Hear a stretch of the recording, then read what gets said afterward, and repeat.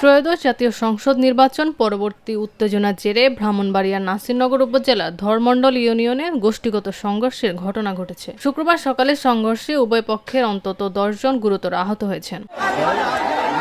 স্থানীয় সূত্র জানায়, নির্বাচন নিয়ে দুই পক্ষের সমর্থক তোফাজ্জল গোষ্ঠী ও ফখরুলের গোষ্ঠীর মধ্যে পূর্ব বিরোধ ছিল। সকালে কথা কাটাকাটির জেরে পরিস্থিতি উত্তপ্ত হয়ে উঠলে উভয় পক্ষে দেশীয় অস্ত্রশস্ত্র নিয়ে সংঘর্ষে জড়িয়ে পড়ে। এতে কয়েকটি বাড়িঘরও ভাঙচুরের ঘটনা ঘটে।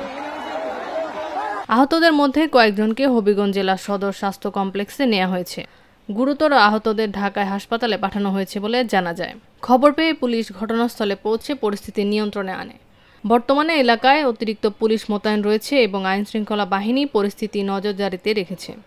এলাকায় বর্তমান থমথমে পরিস্থিতি বিরাজ করছে এবং নতুন করে সংঘাত এড়াতে স্থানীয় প্রশাসন সবাইকে শান্ত থাকার আহ্বান জানিয়েছে। নিরপেক্ষ, সত্য প্রকাশে আপোষহীন।